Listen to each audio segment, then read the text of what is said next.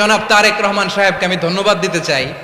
উনি সংবাদ শোনা মাত্রই ওনার দলের অনেক চাঁদাবাজকে উনি বহিষ্কার করেছে।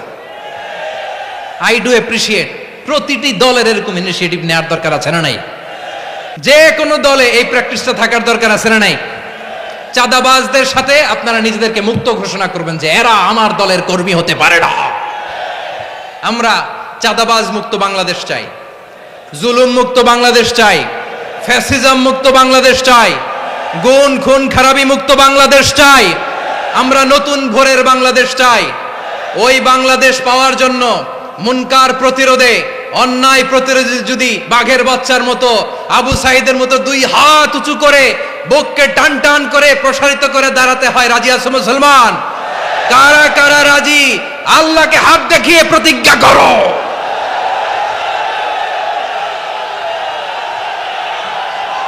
রাব্বুল আলামিন বলেন, ওয়ায়ানহা আনিল ফাহশাই ওয়াল মুনকারি ওয়াল বাগি ইয়াইযুকুম লাআল্লাকুম তাযাক্কারুন। বসুন। আল্লাহ বললেন, আমি অশ্লীলতাকে নিষেধ করি, আমি সব ধরনের মন্দ কাজকে নিষিদ্ধ করি, সব শেষে আমি সীমা লঙ্ঘনকে তোমাদের জন্য নিষিদ্ধ করি। আলোচনা মনে আছে তো? না ভুলে গেছেন? নিষিদ্ধ করেছেন কয়টা জিনিস? 1 নম্বরে অশ্লীলতা, 2 নম্বরে মুনকার তথা সব মন্দ কাজ, 3 নম্বরে আল বাগি, সীমা লঙ্ঘন, ক্রসিং দ্য লিমিট। সীমা লঙ্ঘন করা ভালো না। We all should know our limits. চিল্লায় বলেন ঠিক কিনা?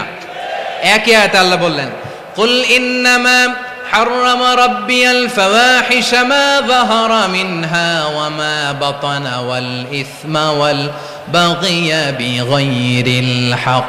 অন্যায় ভাবে যে অবাধ্য হয়, যে সীমা লঙ্ঘন করে, তাদেরকেও আমি এটা হারাম করে দিলাম। সীমা লঙ্ঘন করা হারাম, সীমা লঙ্ঘন করা হারাম। আল্লাহ বারবার বারবার আমাদেরকে ওয়ার্নিং দেয়। যখন আমরা থামি না তখন আল্লাহ ধরে, আর যখন ধরে তখন ছাড়ে না। ধরে ধরে ধরে না, ধরলে আল্লাহ। ফেরাউনকে কিন্তু হুট করে ধরে নাই, আপনারা জানেন 9 বার ওয়ার্নিং দিয়েছে। ফেরাউনকে আল্লাহ তাআলা ওয়ার্নিং দিয়েছিল কয়বার? বীর চট্টলার বীর সেনানীরা আওয়াজ করে বলেন, ফেরাউনকে ধরার আগে ওয়ার্নিং দেওয়া হয়েছিল কয়টা? রব্বুল আলামিন বলেন, ওয়ালাকাদ আতাইনা মূসা 9 আয়াতিন বাইয়িনাত। 9টা মুআজিজা দেখিয়েছি। 1 2 3 বারবার এইভাবে রিমাইন্ডার, ওইভাবে রিমাইন্ডার, এইভাবে নসিহাত, ওইভাবে দাওয়া। ফাকুলা লাহু কাওলান লাইয়িনা, নরম করে বলো, সফট করে বলো, যত ওয়ে হতে পারে দাওয়া মেথডোলজি। মুসা আলাইহিস সালামের সব অ্যাপ্লাই শেষ। 10ম বারে যে আল্লাহ ধরছে, 10ম বারে যে ধরেছে। এজন্য আল্লাহ বলেন, আমি সীমা লঙ্ঘনকে পছন্দ করি না। কোরআনের অন্য আয়াতে বাগীকে বলা হয়েছে আল ইতিদা। সীমা লঙ্ঘন যারা করে তাদেরকে আল্লাহ বলেছেন মুতাদিন। وقاتلوا في سبيل الله الذين يقاتلونكم ولا تعتدوا إن الله لا يحب المعتدين। আমি সীমা লঙ্ঘনকারীদেরকে কোশ্চিন কালেও পছন্দ করি না। আমরা যেন সীমা লঙ্ঘন না করি। রাজি আছেন তো? যে কোনো ক্ষেত্রে ইবাদতে যেন সীমা লঙ্ঘন না করি। অনেকে আমরা ইবাদতে সীমা লঙ্ঘন করে ফেলি। বিশ্বনবী সাল্লাল্লাহু আলাইহি ওয়াসাল্লাম যেটা শিখিয়েছেন, এর বাইরে যে অতিরিক্ত বুজুর্গ হতে চায়, এরকম আছে না নাই? করা যাবে না, কোনো ক্ষেত্রেই সীমা লঙ্ঘন করা যাবে, এমনকি যুদ্ধ ক্ষেত্রেও না। বিশ্বনবী সাল্লাল্লাহু আলাইহি ওয়াসাল্লাম বলেন, খবরদার যুদ্ধ ক্ষেত্রেও সীমা লঙ্ঘন করো না। কি সুন্দর ইসলাম আমরা পেয়েছি। বিশ্বনবী বলেন, খবরদার যুদ্ধের ময়দানে কোনো নারীর গায়ে হাত তোলো না, কোনো শিশুর গায়ে হাত তোলো না, কোনো গবাদি পশু হত্যা করো না, কোন শস্য ক্ষেত্র ধ্বংস করো না, ইবাদতরত অন্য ধর্মের কোন সন্ন্যাসীর গায়ে হাত তুলো না। বলেন সুবহানাল্লাহ। তাহলে আমরা সীমা লঙ্ঘন করতে পারবো? প্রিয় ভাইরা, একটা সুখী, সমৃদ্ধ, শান্তির সমাজ, মানবিক সমাজ যদি আমরা গঠন করতে চাই, আমাদের আল্লাহর দেয়া কয়টা আদেশ মানতে হবে বলেন দেখি? সবাই বলেন কয়টা? আর বেঁচে থাকতে হবে কয়টা জিনিস থেকে? আওয়াজ করে বলেন কয়টা? আমাদের শামীম ভাইয়ের সাথে যখন কোলাকুলি করি মনে হচ্ছে আল্লামা সাঈদীর ঘ্রাণ পাই।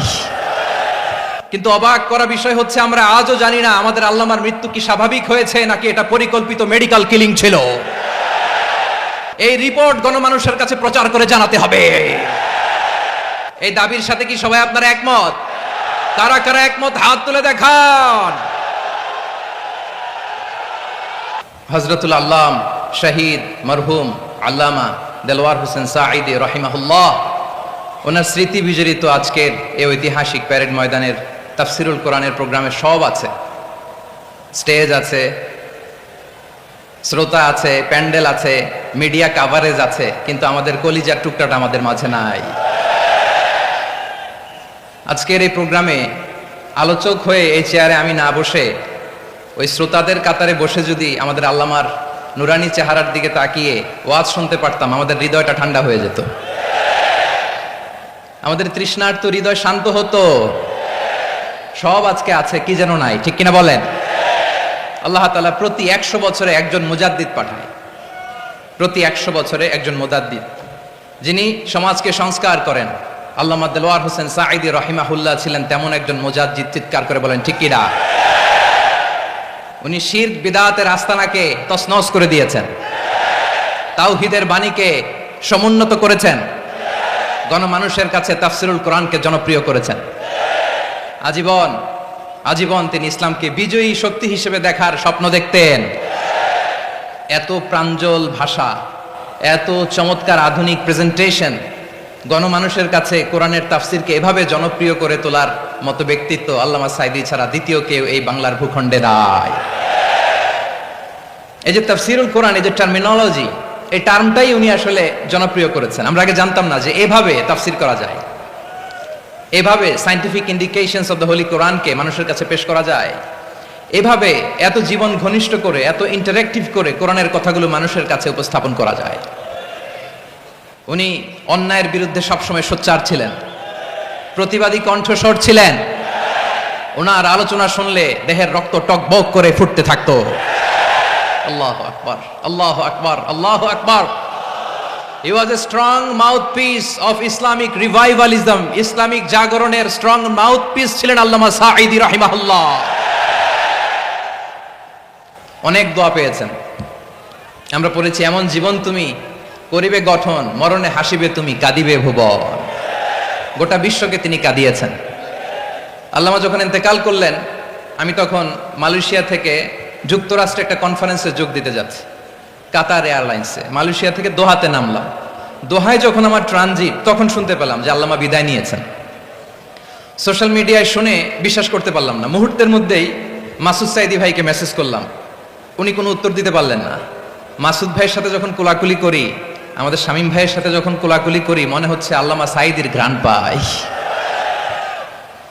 শরীরটা লিটারালি কাঁপছিল, নিজেকে মানাতে পারছিলাম না, বিশ্বাস করতে পারছিলাম যে আসলে আল্লামা বিদায় নিয়েছেন।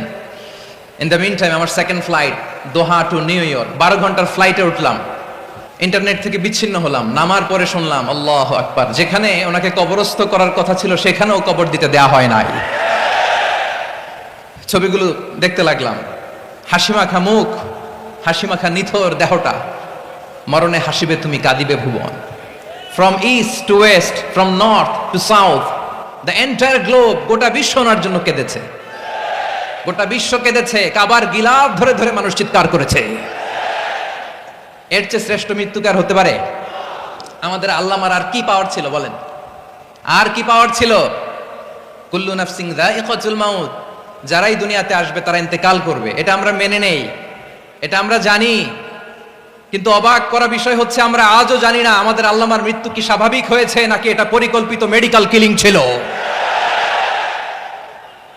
এটা যে পরিকল্পিত মেডিকেল কিলিং ছিল, এটা ধারণা করার পেছনে অনেক কারণ আছে। তিনি আধিপত্যবাদের বিরুদ্ধে সোচ্চার ছিলেন, ফ্যাসিবাদের বিরুদ্ধে সোচ্চার ছিলেন, রাজনৈতিক প্রতিহিংসার শিকার ছিলেন। এজন্য এটা মেডিকেল কিলিং হতে পারে এ ধারণা আমরা করতেই পারি। আওয়াজ করে বলেন ঠিক কিনা? যেই সময়টা আমরা কাটাচ্ছি, এত সুন্দর সময় বাংলাদেশ আর পাবে না। আমাদের জন্মের পর থেকে এরকম চমৎকার সময় আমরা পাই নাই। এটাই আসল সময়। আমরা ইন্টারিম গভর্নমেন্টের কাছে দাবি জানাই, উচ্চতর তদন্ত কমিটি করে এটা কি হত্যাকাণ্ড ছিল নাকি স্বাভাবিক মৃত্যু ছিল, এই রিপোর্ট গণমানুষের কাছে প্রচার করে জানাতে হবে। এই দাবির সাথে কি সবাই আপনারা একমত? কারা কারা একমত হাত তুলে দেখান।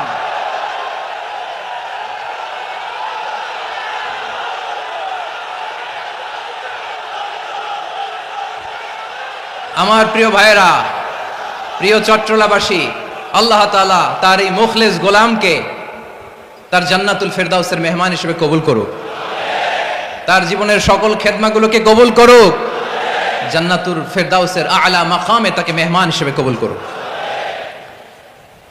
আল্লামা শহীদ দেলোয়ার হোসেন সাঈদ রাহিমাহুল্লাহ, উনি ছাড়াও এই ঐতিহাসিক ময়দানে কথা বলেছেন আল্লামা লুৎফুর রহমান রাহিমাহুল্লাহ, চলে গিয়েছেন আমাদেরকে ছেড়ে। তিনি বলতেন, ইনশাআল্লাহ মিজান আবার আসবে। হুজুর আমি তো আসলাম, আপনি তো আমাদেরকে ছেড়ে চলে গেলেন। আল্লাহু আকবার, আল্লাহু আকবার, আল্লাহু আকবার। গলায় কোনো সুর ছিল না, সুর দিয়ে কথা বলতেন না, কিন্তু এত চমৎকার শব্দের বুনন, এত চমৎকার প্রেজেন্টেশন, এত চমৎকার ভাবে ঐতিহাসিক বর্ণনাগুলো তিনি উপস্থাপন করতেন। মন্ত্রমুগ্ধ হয়ে আমরা আল্লামা লুৎফুর রহমানের কথা শুনেছি। আমরা হযরতুল আল্লাম লুৎফুর রহমান রাহিমাহুল্লাহর জন্য এই বিশাল ময়দান থেকে দোয়া করছি, আল্লাহ তাআলা তুমি তোমার এই খাদেমকে জান্নাতের মেহমান হিসেবে কবুল করে নাও। আরো অনেক আল্লামারা এখানে কথা বলেছেন, বিশেষ করে বাইতুল শরফের মরহুম পীর সাহেব হুজুর থেকে শুরু করে আরো যারা যারা তারকাতুল্য ওলামায়ে কেরাম এই চট্টগ্রামের ময়দানে কথা বলেছেন, আলো ছড়িয়েছেন। আমরা এই লক্ষ লক্ষ তাওহীদি জনতাকে নিয়ে তাদের জন্য দোয়া করছি, আল্লাহ তাআলা ওনাদের জীবনের সকল ভুল ত্রুটি ক্ষমা করে দিয়ে তাদেরকে জান্নাতুল ফেরদাউসের মেহমান বানিয়ে নিক। আমরা এই ঐতিহাসিক প্যারেড ময়দানের প্রোগ্রাম থেকে স্মরণ করতে চাই 24-এর ছাত্র নাগরিক অভ্যুত্থানে আমার যে সমস্ত ছাত্র নাগরিক ভাইয়েরা দেহের তাজা রক্ত বিলি দিয়ে নতুন বাংলাদেশ আমাদেরকে উপহার দিয়েছে। বিশেষ করে আপনাদের এই চট্টগ্রামের শহীদ ফয়সাল, শহীদ ওয়াসিম সহ সকল শহীদকে আল্লাহ তাআলা কবুল করুক, আমরা সবাই পড়ি আমিন। প্রিয় ভাইয়েরা, আমি নগণ্য একজন কোরআনের ছাত্র, এত বিশাল মঞ্চে এত বড় প্ল্যাটফর্মে কথা বলা আমার জন্য সাজে না। তারপরও আমাদের মুরব্বীরা আমাদের ডানে বায়ে বসে আছেন, ওনাদের আদেশক্রমে, ওনাদের অনুমতিক্রমে কিছু কথা আজকের এই ঐতিহাসিক প্রোগ্রামে আপনাদের সামনে উপস্থাপন করার চেষ্টা করব। ওমা তৌফিক ইল্লা বিল্লাহ। প্রিয় ভাইয়েরা, 5 দিন ব্যাপী এই তাফসিরুল কোরআনের প্রোগ্রামে অনেক ওলামা হযরত কথা বলেছেন। যারা কোরআন সুন্নাহ থেকে আমাদেরকে কোরআনের কথাগুলো শোনালেন, আমরা যেন সেগুলো আমল করতে পারি, আল্লাহ আমাদেরকে তৌফিক দান করুক। শুরুতে আমাদের নিয়তটাকে খালিস করে নেওয়া দরকার। এই যে গ্যাদারিং, এই যে হিউজ শোডাউন, এগুলো যদি আমাদের নিজেদেরকে পরিবর্তন না করে তাহলে এতে কোনো লাভ নাই। জোরে বলেন ঠিক কিনা? এই প্রোগ্রাম যদি আমাদের জীবনকে পরিবর্তন করে, আমাদের চিন্তার ডিএনএ কে চেঞ্জ করে দেয়, তাহলেই চট্টগ্রামের প্যারেড ময়দান সার্থক। আসুন আমরা চিন্তাকে খালিস করে নেই। আমরা সবাই নিয়ত করি যে যতটুকু কথা আমরা কোরআনের আলোকে শুনবো, আমলের নিয়তে শুনবো ইনশাআল্লাহ। বলেন সবাই। আমি যে টপিকটা নিয়ে আজকের ঐতিহাসিক চট্টগ্রামের প্যারেড ময়দানের তাফসিরুল কোরআন প্রোগ্রামে আলোচনা করব, সেটা হচ্ছে সূরাতু আন-নাহলের 90 নম্বর আয়াত নিয়ে কিছু কথা আমরা উপস্থাপন করবার চেষ্টা করব ইনশাআল্লাহ। আমার খুতবার শুরুতেই আপনারা মোটামুটি আন্দাজ করে ফেলেছেন যে আমি কি নিয়ে আলোচনা করব, কারণ যে আয়াতটি আমি তেলাওয়াত করেছি এই আয়াতটি প্রায়শই এই ভূখণ্ডে, এই বাংলাদেশে জুমার দিনে খতিব সাহেবরা দ্বিতীয় খুতবা শেষের দিকে পড়ে না? কি কমন পড়ছে?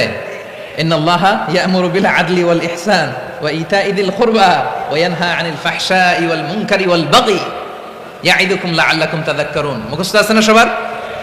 আসুন আমরা এই আয়াতের সরল অর্থ, এর মর্মবাণী, এর সংক্ষিপ্ত তাফসীর সবাই মিলে আজকের এই প্রোগ্রাম থেকে উদ্ধার করার চেষ্টা করি।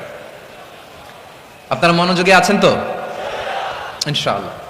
এই আয়াতটা অনেক কম্প্রিহেন্সিভ একটা আয়াত। সাইয়েদনা আব্দুল্লাহ ইবনে মাসউদ রাদিয়াল্লাহু তাআলা আনহু উনি বলেছেন, ইন্নাহা মিন আজমাই আয়াতিল কুরআন, এটা কোরআনের সবচেয়ে জামে মানে আয়াত।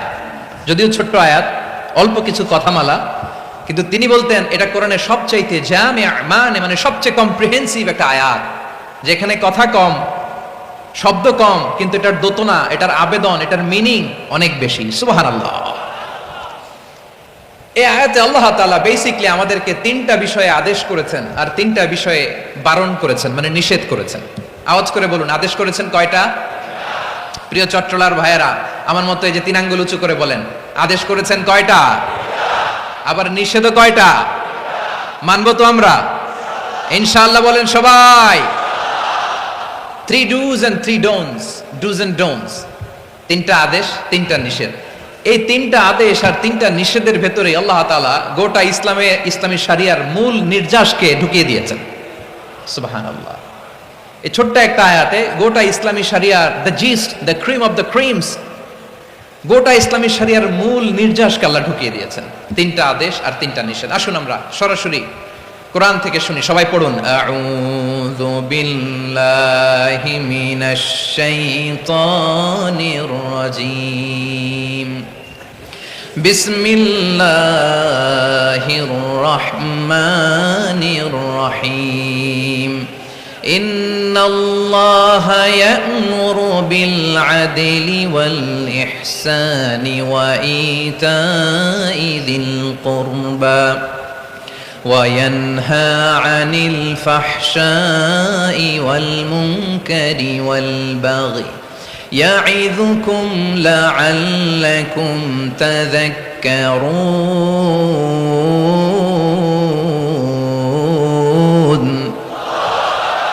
আল্লাহ তাআলা ইরশাদ করছেন, ইন্নাল্লাহা ইয়া'মুরু বিল আদলি ওয়াল ইহসান, নিশ্চয় আল্লাহ তাআলা তোমাদেরকে ন্যায় বিচারের আদেশ দেন, সদাচরণের আদেশ দেন, নিকটাত্মীয়দেরকে দানের আদেশ দেন। আদেশ কয়টা?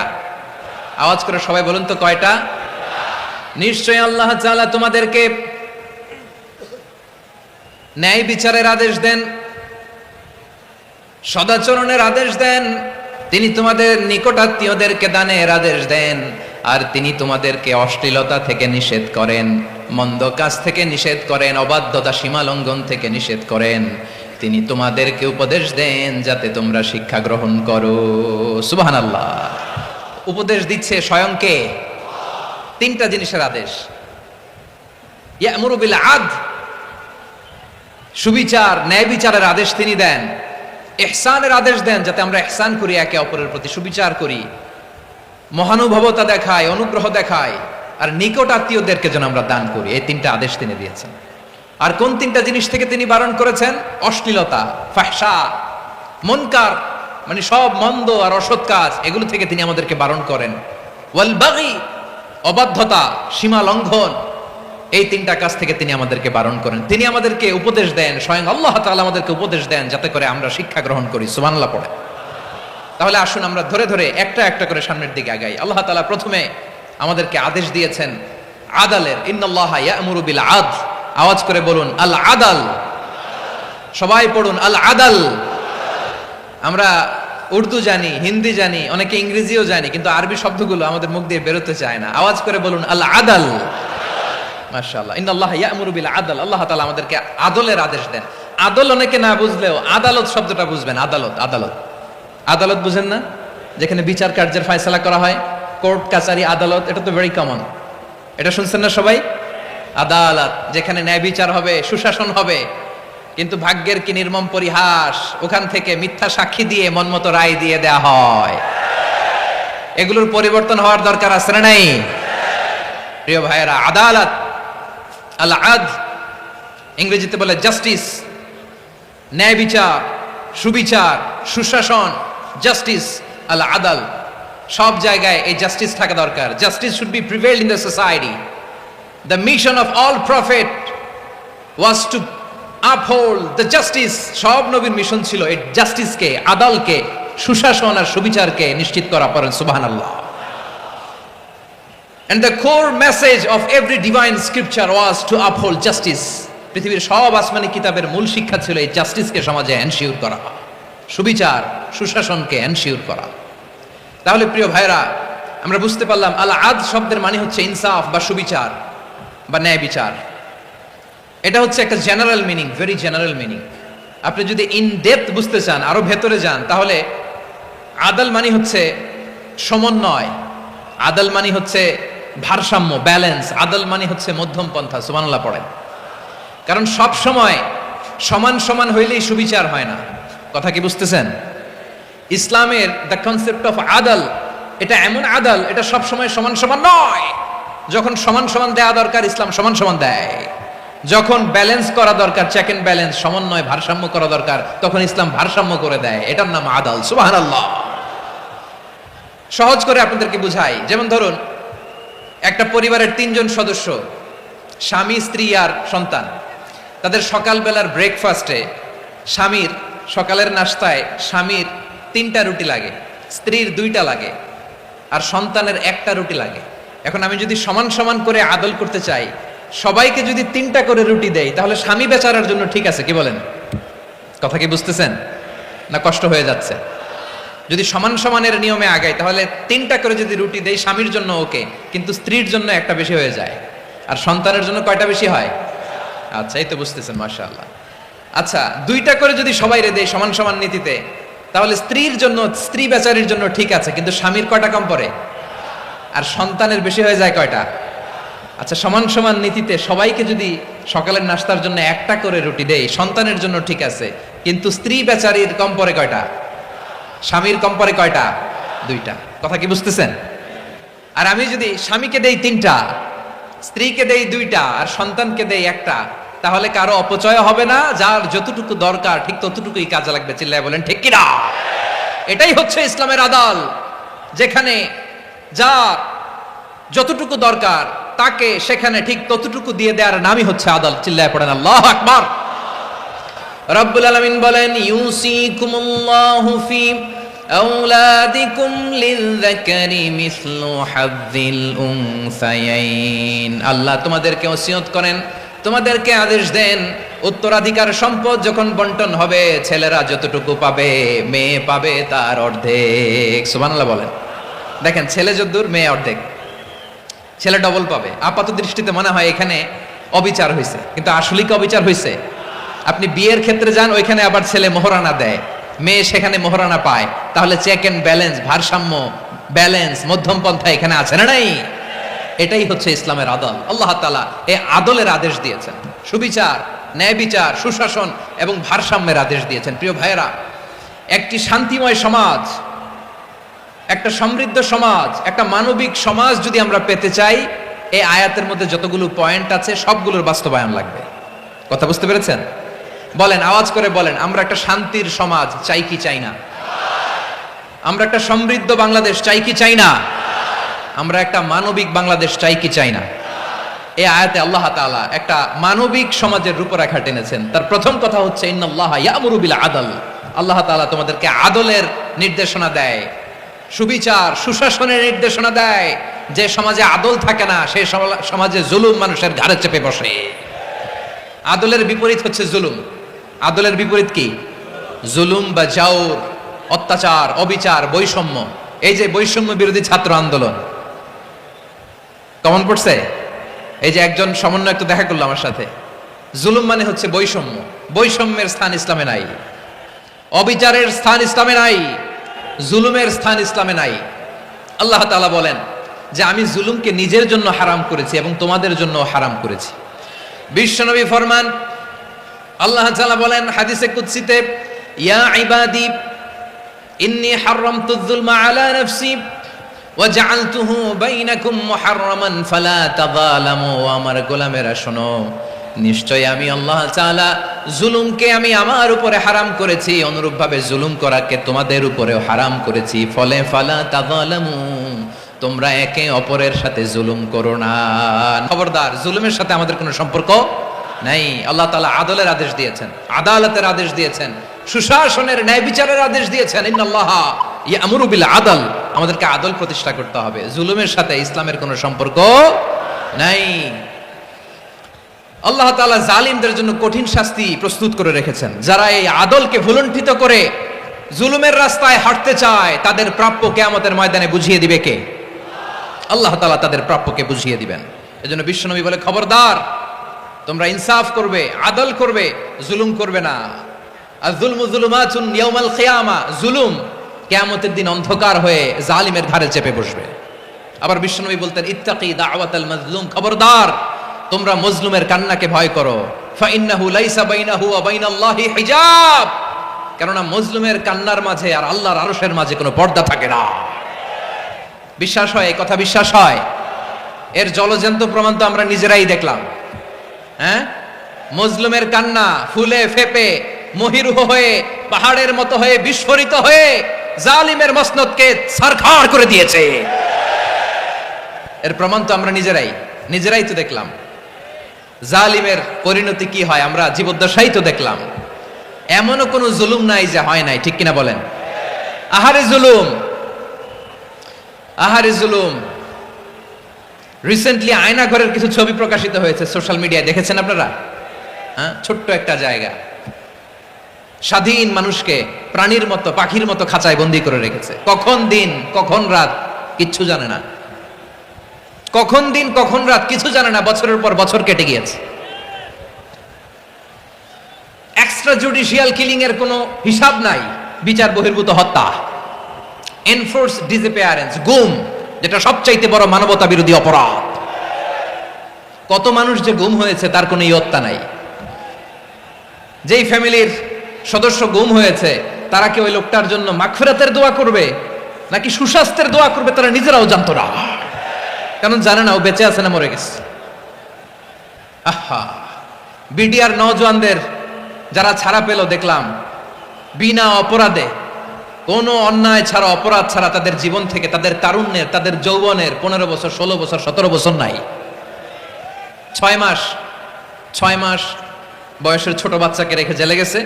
6 মাসের মেয়ে বেরোয় দেখে মেয়ের বয়স 17 বছর। মেয়ে বাবারে চিনে না, বাবা মেয়েরে চিনে না।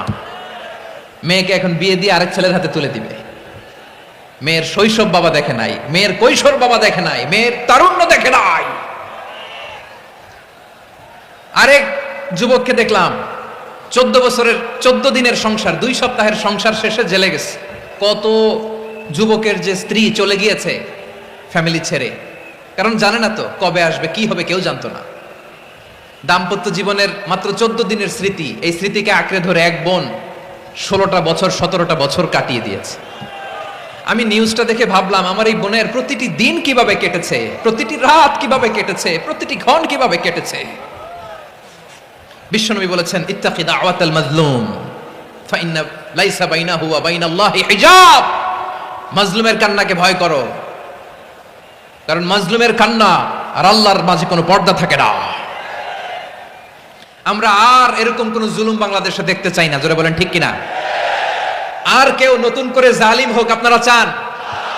আবার নতুন করে কেউ ফ্যাসিস্ট হোক আপনারা চান? এক দল আরেক দলকে নিশ্চিহ্ন করার রাজনীতিতে মেতে উঠুক, এটা আপনারা চান? আমরা বাংলাদেশকে আদল দিয়ে সাজাতে চাই। আমরা এই 56,000 বর্গ মাইলের প্রতিটা ইঞ্চি মাটিকে কোরআনের আইন দিয়ে সাজাতে চাই। রাজি আছেন আপনারা? কারা কারা রাজি দেখান হাত তুলে আল্লাহকে।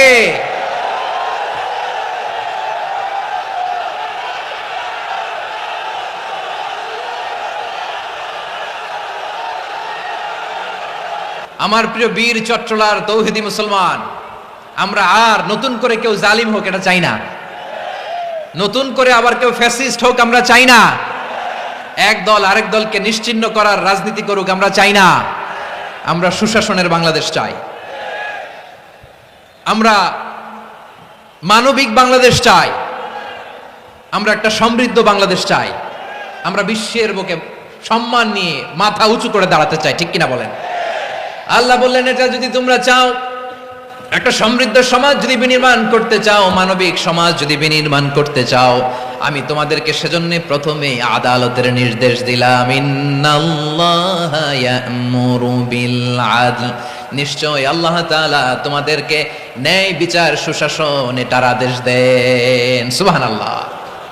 আদাল, ন্যায় বিচারের আদেশ আল্লাহ তাআলা কোরআনের বিভিন্ন আয়াতে দিয়েছেন। আল্লাহ তাআলা বলছেন, ইন্নাল্লাহা يأمركم أن تؤدوا الأمانات إلى أهلها وإذا حكمتم بين الناس أن تحكموا بالعدل إن الله نعم ما يعظكم به إن الله كان سميعا بصيرا। আল্লাহ আদেশ দিচ্ছেন, যে ব্যক্তি আমানতের হকদার তার হাতে তোমরা আমানত পৌঁছে দাও, আর যখন তোমরা বিচার কার্য করবে, বিচার ফয়সালা করবে, আদালতের সাথে করো। সুবহানাল্লাহ বলেন।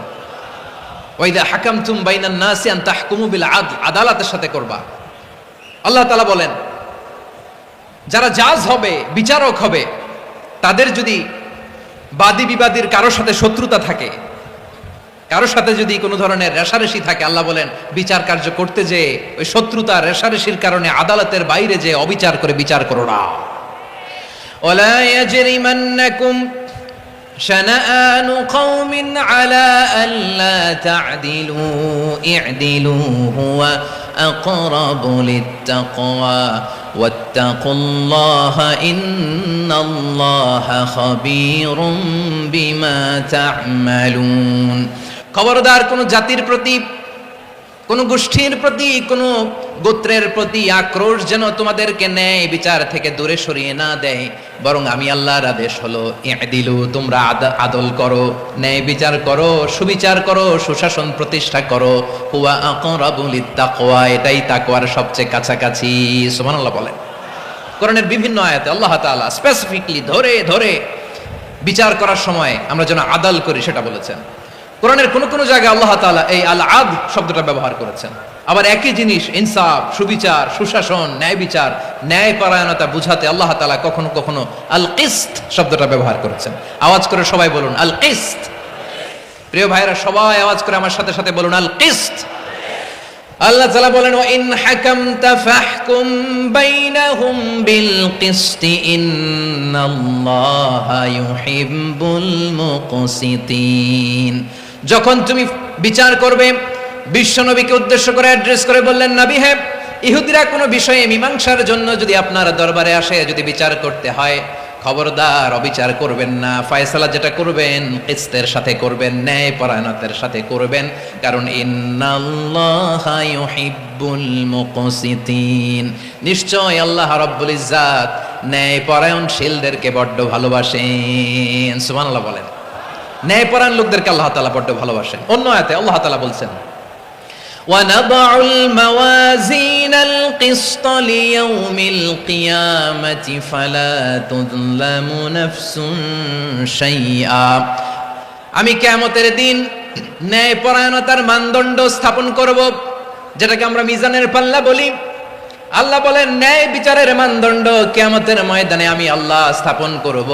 সেদিন কারো প্রতি বিন্দু পরিমাণ, এক চুল পরিমাণ অবিচার করা হবে না, কোনো বিচার করা হবে না। সেদিন সুশাসন হবে, সুবিচার হবে, ন্যায় পরায়ণতার সাথে বিচার হবে। আওয়াজ করে পড়েন আল্লাহু আকবার।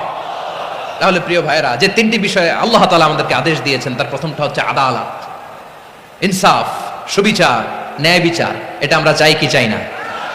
বিশ্বনবী ন্যায় বিচার, ন্যায় পরায়ণতা, সুশাসন প্রতিষ্ঠিত করেন কি করেন নাই? আপনারা বিশ্বনবীর সিরাত যারা পড়েছেন, আপনি দেখবেন বিশ্বনবীর সিরাতের পরতে পরতে, বাঁকে বাঁকে, সিরাতের বাঁকে বাঁকে এই আদালতের নমুনা মেলে। সুবহানাল্লাহ বলেন।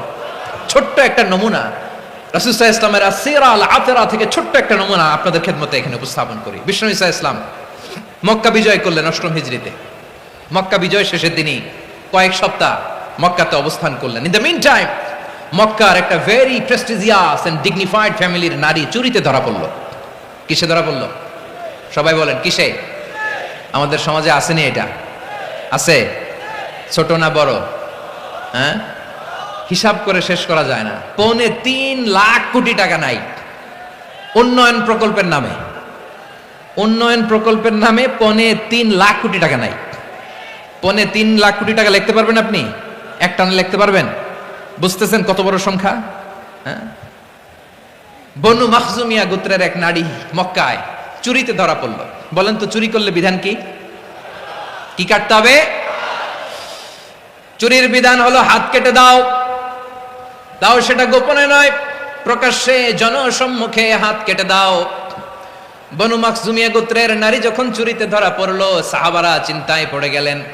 সবেমাত্র মক্কার লোকেরা কালিমা পড়ে মুসলমান হয়েছে, ইসলামের আইন কানুন তেমন জানে না, ইসলামী শরিয়ার সাথে বেশি পরিচিত নয়। এখন যদি বিশ্বনবী চুরির যেই বিধান এটা যদি কায়েম করে, হাত যদি কেটে দেয়, না জানি মক্কার লোকেরা আবার বিগড়ে যায়, না জানি মক্কার লোকেরা আবার মুরতাদ হয়ে যায়, না জানি মক্কার লোকেরা ইসলাম থেকে দূরে সরে যায়। চলো চলো সাহাবীরা মিলে পরামর্শ করলেন, চলো বিশ্বনবীর কাছে যেয়ে বলি, ও নবী, শুধু কেবলমাত্র একমাত্র এই নারীর জন্য চুরির হাত কাটার বিধানটা আপনি একটু থামিয়ে দেন। চুরির হাত কাটার যে বিধান এখানে একটু রহিত করে দেন, বাকিগুলা কইরেন মদিনাতে যে চলবে, কিন্তু মক্কায় এবারের জন্য মাফ করে দেন। কিন্তু কে বলবে? এই যে পরামর্শ, সাজেশন, এটা কে দিবে বিশ্বনবীর কাছে? সাহাবারা চিন্তায় পড়ে গেলেন। আল্লাহর নবীর সামনে দাঁড়িয়ে আল্লাহর দেয়া হুদুদ, আল্লাহর দেয়া বিধান থামিয়ে দেওয়া, মাফ করে দেওয়া এই কথা বিশ্বনবীর সামনে বলার সাহস তো কেউ রাখে না। কেউ কেউ বলল বিশ্বনবীর পালক পুত্র যায়েদ বিন হারেসার সন্তান উসামারে বিশ্বনবী নাতির মতো আদর করে, বড্ড বেশি ভালোবাসে উসামারে। এজন্য সাহাবারা উসামাকে বলতো হিব্বু রাসূলিল্লাহ, বিশ্বনবীর ভালোবাসা। কি বলতো? সাহাবীরা বললেন বিশ্বনবীর ভালোবাসা হিব্বু রাসূলিল্লাহ, উসামারে পাঠাও। উসামারে বিশ্বনবী নাতির মতো স্নেহ করে, মায়া করে, ভালোবাসে। আমরা পারবো না, উসামা পারবে। সবাই মিলে ফুলিয়ে ফুসিয়ে ওসামাকে, ছোট্ট ওসামাকে রাজি করালো। ওসামা এমন এমন কথা যে তুমি বিশ্বনবীর কাছে বলতে হবে, পারবা নাকি? ওসামা বলে পারবো। সাইয়েদনা ওসামা রাদিয়াল্লাহু তাআলা আনহু তরুণ সাহাবী বিশ্বনবীর কাছে গেলেন, যে বললেন নবী, বনু মাখজুমিয়া গোত্রের এক নারী চুরিতে ধরা পড়েছে, এবারের জন্য কি এই মহিলাটারে মাফ করে দিলে হয় না? এবারের জন্য একটু ক্ষমা করা যায় না নবী? বিশ্বনবী বলেন আতাশফাউ ফি হাদ্দিন মিন হুদুদিল্লাহ, তোমার এত বড় সাহস উসামা, তুমি আল্লাহর হাত, আল্লাহর দেয়া বিধান, এটার ব্যাপারে সুপারিশ করতে এসেছো? তোমরা কি জানো তোমাদের আগে যত কওম, যত গোত্র, যত জনপদ ধ্বংস হয়েছে তার কারণ ছিল তাদের মধ্যে গরিবরা অন্যায় করলে তারা বিচার করত, আর ধনীরা অন্যায় করলে তারা মাফ করে দিত। খবরদার! ওয়া আইমুল্লাহ লাউ আন্না ফাতিমাতা বিনতি মুহাম্মাদিন সারাকাত লাকাতা মুহাম্মাদুন ইয়াদাহা। বিশ্বনবী বললেন, আরে ওসামা, বানু মাখজুমিয়ার ওই প্রেস্টিজিয়াস এন্ড ডিগনিফাইড ফ্যামিলির মেয়ে তো দূর কি বাত, অনেক দূরের কথা। জেনে রেখো ওসামা, আমার কলিজার টুকরা নয়নের পুটুলি ফাতেমাও যদি মক্কার জমিনে আজকে এই চুরির দায়ে ধরা পড়তো, আমি বিশ্বনবী মুহাম্মাদুর রাসূলুল্লাহ ধরে ফাতেমার ডান হাতটা কেটে দিতে এক বিলম্ব দেরি করতাম না। ইন্নাল্লাহা ইয়া'মুরু বিল আদল, আমাদেরকে জাস্টিস শিখায় পশ্চিমারা, আমাদেরকে ইনসাফ শিখায়, আমাদেরকে সুশাসন শিখায়। আর ইনসাফ, সুশাসন, ন্যায় বিচার, সুবিচার, জাস্টিস কারে বলে বিশ্বনবীর বায়োগ্রাফি থেকে জেনে নাও। এই ছিল বিশ্বনবী ইসলামের আদালতের নমুনা। আপনি যদি সাইয়েদনা ওমর ফারুকের জীবনের দিকে তাকান, এমন কঠোর, এমন বীর সেনানী ছিলেন। সাইয়েদনা ওমর ফারুক যদি রাস্তার এই মাথা দিয়ে হাঁটা শুরু করতেন, শয়তান ওমর ফারুককে দেখলে ওই রাস্তা রেখে দিয়ে অন্য রাস্তা দিয়ে হাঁটতো। সুবহানাল্লাহ। ওমর ফারুক রাদিয়াল্লাহু তাআলা আনহু কি পার্সোনালিটি ছিল, কি পার্সোনালিটি! আমাদের এলাকায় ছোট বাচ্চারা রাতে ভাত খেতে চায় না, আমার মেয়েটাও খেতে চায় না, এই এটা দিব ওইটা দিব, আজকে মাহফিলে আসার সময় বলে দিছে লিস্ট করে এটা এটা আনতে হবে। তো ছোট্ট বাচ্চাদের অনেক বায়না থাকে, ওরা রাতে খেতে চায় না। তো মায়েরা বিভিন্ন ভয় দেখায়, এই বাঘ আসবে খাও, এই ভূত আসবে খাও। আপনারা কি বলেন চট্টগ্রামে? কি আসবে?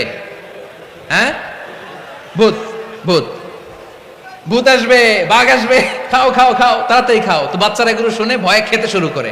মদিনার জমিনেও একই ঘটনা ঘটতো। মদিনার ছোট্ট ছোট্ট সোনামণিরা খেতে চাইতো না, তো মায়েরা বলতো হা হুয়া ইয়াতি উমর, হা হুয়া ইয়াতি উমর, ওই যে উমর আসতেছে, উমর। ওমরে ফারুকের কথা শুনলে বাচ্চারা একেবারে ঠান্ডা। সুবহানাল্লাহ পড়বেন না?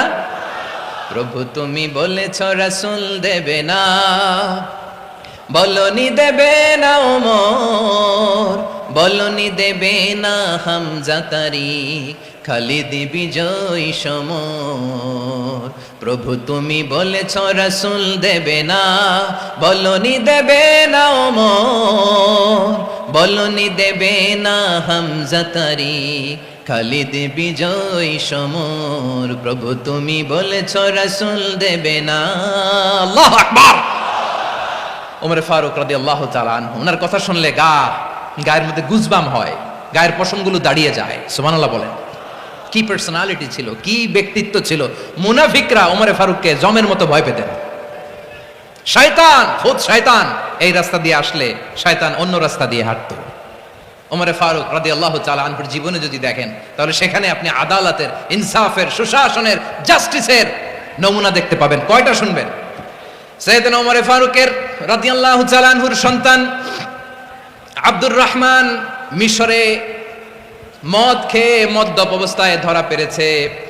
মদ খাওয়ার কারণে, মদ যদি কেউ পান করে আর যদি প্রমাণিত হয়, তার বিচার হলো 80 বেদ। আওয়াজ করে বলেন কয় বেদ? বাংলাদেশেও তো এই আইন আছে নাকি? বাংলাদেশে আছে? হ্যাঁ, মদ খাইলে 80 বেদ, এই আইন বাংলাদেশে চালু হোক। আমরা চাই কি চাই না?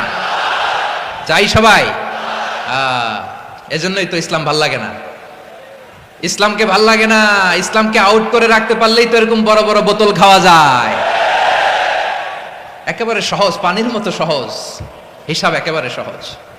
ওমরে ফারুক রাদিয়াল্লাহু তাআলা আনহুর ছেলে ভুল করে মদ পান করে ফেলেছিলেন।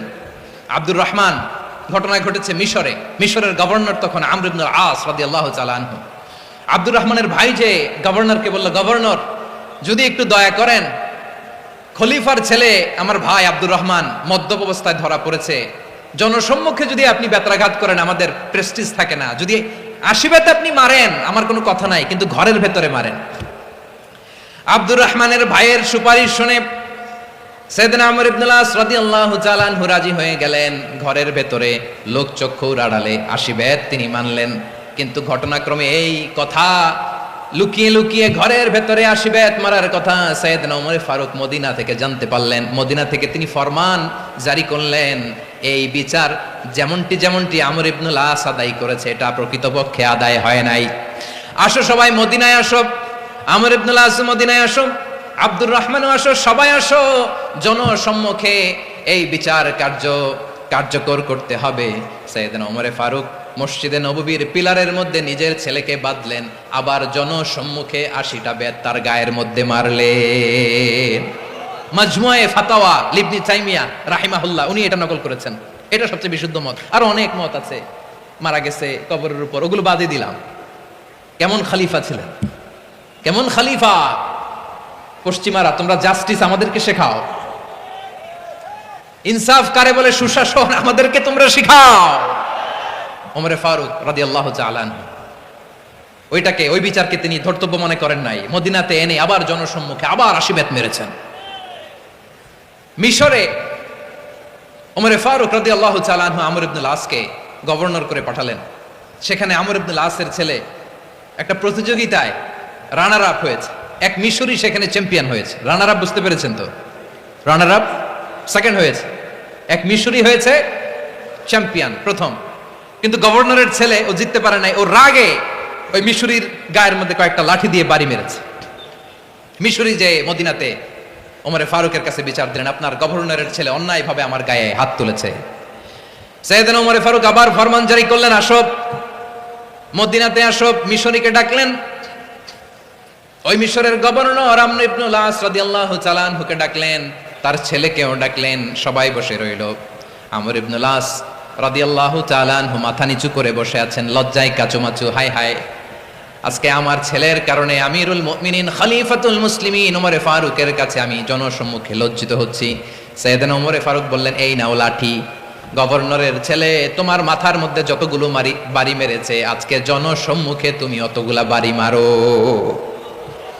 মিশরি বলে, থাক, আপনি যে ডেকে আনছেন সবার সামনে এটা বলছেন, এতেই আমি খুশি। আল্লাহু আকবার! আপনার মহানুভবতা দেখে আমি খুশি, আর অপমানের দরকার নাই।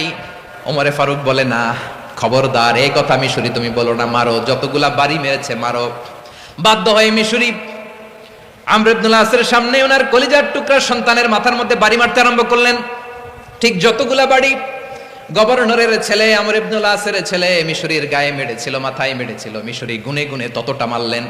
এই দৃশ্য দেখে ওমরে ফারুক রেগে মেগে আগুন, রাগের চোটে রাগ সামলাতে না পেরে, আর নিজেকে সামলাতে না পেরে মিশরিরে বললেন, ছেলেরে মারা শেষ হয়ে গেলে এবার বাবার টাক মাথার মধ্যে কয়েকটা বাড়ি মার। রাগের চোটে, আউট অফ অ্যাঙ্গার, রাগের চোটে, যে আমার পাঠানো গভর্নর আমর ইবনুল আস তার ছেলেকে কেন আদব তারবিয়া কেন শিক্ষা দিতে পারে না। ছেলেরে মারা হইলে এবার আমর ইবনুল আসের মাথার মধ্যে দুইটা মারো। এটা রাগে বলেছেন, এটা শাস্তি হিসেবে না। সুবহানাল্লাহ পড়ে। তোমরা আমাদেরকে সুশাসন শিখাও, আমাদেরকে সুশাসন শিখাও। বিশ্বনবী বলেন, আদল এটা যেন তেন বিষয় না, এটা দিয়েই মানবিক সমাজ গড়তে হবে।